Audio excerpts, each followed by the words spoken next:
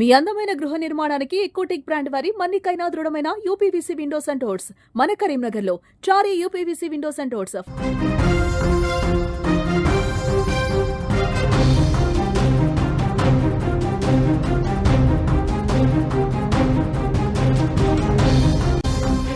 రష్యాలోని షిలోవ్స్కీ జిల్లాలో ఘోర అగ్ని ప్రమాదం సంభవించింది. 11 మంది మృతి చెందారు.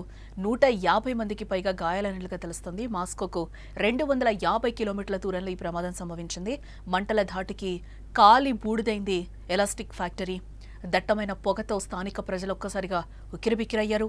మంటలను రెస్క్యూ టీం అదుపు చేసింది. ఉగ్రకుట్ర ఏమైనా ఉందా అనే కోణంలో కూడా దర్యాప్తు చేస్తున్నారు అధికారులు. 2021లో ఇదే ఫ్యాక్టరీలో అగ్ని ప్రమాదం సంభవించింది. ప్రమాదంలో అప్పుడు 17 మంది మృతి చెందినట్లు కూడా అధికారులు చెప్తున్నారు. ప్రపంచంలో ఇప్పుడు ఎక్కడ చూసినా రష్యా దేశం గురించి వార్తలే వినిపిస్తూ ఉన్నాయి. గత 3 ఏళ్లుగా యుక్రెయిన్తో కొనసాగిస్తున్న యుద్ధం కారణంగా నిత్యం ఏదో ఒక విషయంలో రష్యాకు సంబంధించిన వార్తలు సోషల్ మీడియాలో వైరల్ అవుతూనే ఉంటాయి. ఈ క్రమంలోనే రష్యా రియాజాన్లోని ఓ ఫ్యాక్టరీలో భారీ అగ్ని ప్రమాదం చోటు చేసుకుంది.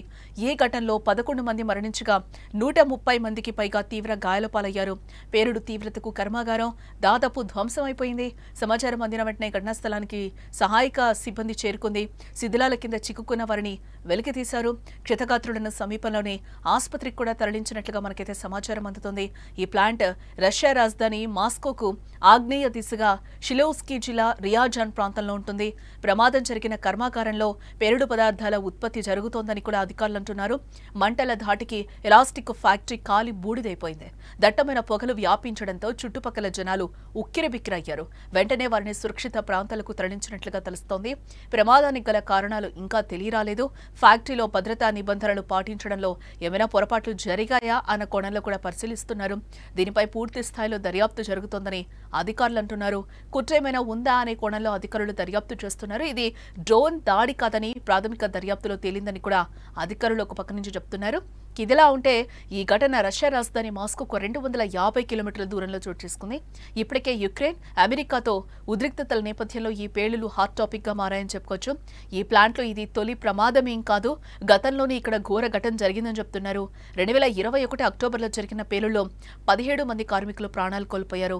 అప్పటి తర్వాత భద్రతా చర్యలు తీసుకుంటున్నట్టుగా కూడా చెప్పారు. కానీ ఇప్పుడు మళ్లీ ఇలాంటి ప్రమాదం జరగడం ఆందోళన కలిగిస్తోంది. ఈ ప్రమాదంతో స్థానికులు తీవ్ర ఆందోళనలో ఉన్నారు. పేలుడు సౌండ్ అలాగే మంటలు పొగలు చూసి భయంతో వణికిపోయారు. సంఘటన జరిగిన రాత్రి నిద్రలేని రాత్రిగా మారిందని కూడా స్థానికులు అంటున్నారు. అలాగే పరిశ్రమల యాజమాన్యం సరైన చర్యలు తీసుకోవాలని కూడా డిమాండ్ చేస్తున్నారు. ప్రస్తుతం ఈ ప్రమాదానికి సంబంధించిన విజువల్స్ కూడా సోషల్ మీడియాలో వైరల్ అవుతున్నాయని కూడా మనం చెప్పుకోవచ్చు. గాయపడిన వారి సంఖ్య 130 మందికి పైగా ఉందని కూడా అంటున్నారు. గాయాల్లో కొందరు పరిస్థితి అత్యంత విషమంగా ఉందని కూడా తెలుస్తోంది. ఫ్యాక్టరీలో గన్ పౌడర్ వర్క్షాప్లో పేలుడు సంభవించింది. ఆ ఒక్క పేలుడే మంటలు బలంగా వ్యాపించేందుకు కారణమైందని కూడా అంటున్నారు.